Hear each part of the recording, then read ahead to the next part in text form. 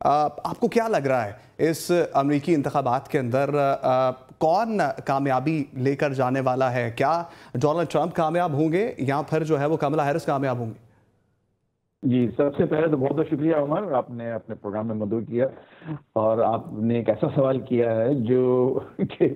अगर मैं इसका जवाब अभी देना शुरू कर दूं और यकीन से दूं तो शायद इस वक्त बाहर एक बुकीज की लाइन लगी हुई हो मेरे पास। बहरहाल ये एक अहम सवाल है और शाहिद ने, हमारे दोस्त हैं बॉस्टन में, बहुत अच्छा अहाता किया है सारी बातों का और इसमें कोई शक नहीं कि बहुत क्लोज रेस है और चूंकि उनका डेमोक्रेटिक पार्टी से ताल्लुक है वो चाहते यही हैं कि कमला हैरिस जीते, लेकिन अभी भी कुछ नहीं कहा जा सकता और इसमें कोई शक नहीं कि इस वक्त हालांकि मुसलमान वोटर्स की तादाद बहुत कम है, लेकिन चूंकि मिशिगन एक बहुत इम्पोर्टेंट बैटल ग्राउंड स्टेट है, स्विंग स्टेट है, तो वहां पर चूंकि जितनी भी जो थोड़े बहुत जो वोट्स हैं मुसलमानों के वो इस वक्त बहुत मैटर करते हैं। लेकिन अफसोस की बात यह है कि इस वक्त जो दोनों पार्टीज के प्लेटफॉर्म्स हैं उनमें इंतहाई मायूस कन सूरत हाल है मुसलमानों के हवाले से। अब इन्होंने देखिए कम से कम ट्रम्प साहब ने, मैं उनको कोई इस वक्त यहाँ उनकी तारीफ नहीं कर रहा, लेकिन जो पर्सपेक्टिव दे रहा हूँ आपके नाजरीन को कि ट्रम्प ने न सिर्फ ये कि मुसलमान लीडर्स को मिशिगन में बुलाया, उनके साथ स्टेज शेयर किया और उन मुस्लिम लीडर्स ने बाकायदा ट्रम्प को एंडोर्स किया और उसके बाद फिर ट्रम्प ने ये कहकर ट्वीट किया कि इट्स एन ऑनर कि मुझे ये मुस्लिम वोटर्स का एंडोर्समेंट मिला है। इस मुकाबले में कमला हैरिस की जो कैंपेन है, पता नहीं क्यों, लेकिन बहरहाल उनके पास उसकी वजूहात होंगी, उन्होंने अब तक मुस्लिम लीडरशिप को और मुस्लिम जो एक्टिविस्ट हैं उनको टोटल कम से कम जो पब्लिक व्यू में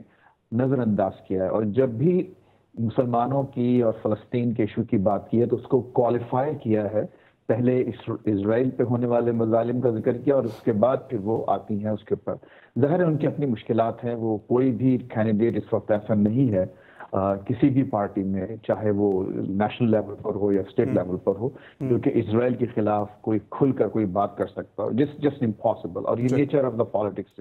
इन अमेरिका। तो ये एक पर्सपेक्टिव है। जहां तक क्या बेहतर होगा मुसलमानों के लिए, पाकिस्तानियों के लिए, मेरे ख्याल 19-20 का फर्क है इसमें। उसकी वजह यह है कि जो जैसे कि खुद आपने भी फरमाया उमर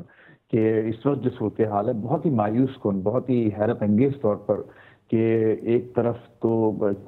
ज़बानी जमा खर्च जरूर किया जाता है डेमोक्रेट्स की तरफ से, लेकिन जो इमदाद मुसलसल दी जा रही है, जैसे वेपन्स पहुंचाए जा रहे हैं। बाइडेन साहब ने तारीख में पहली दफा ऐसा हुआ है कि बाकायदा इस वक्त अमरीकी फौजी भेजे हैं वहां पर और फिर वहां पर बहरी बेड़े, आपको मालूम हुआ कि सब आस पास उसकी हिफाजत के लिए भेज दिए गए। तो ये एक ऐसी सूरत हाल है जो इंतहाई मुतजाद है। अच्छा,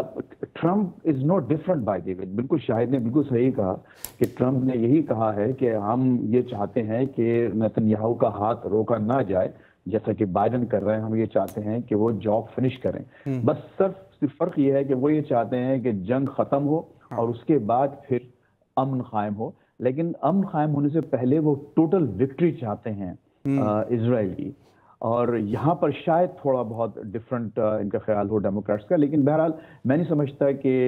एक इंडिपेंडेंट, एक रीजनेबल वोटर के लिए इस वक्त अमेरिका में कोई अच्छा चॉइस है वोट देने के लिए। लेकिन मैं अगर वो वोटर्स जो इस वक्त यहाँ प्रोग्राम को आपके देख रहे हों तो उनसे ज़रूर ये कहूँगा कि वोट ज़रूर दें,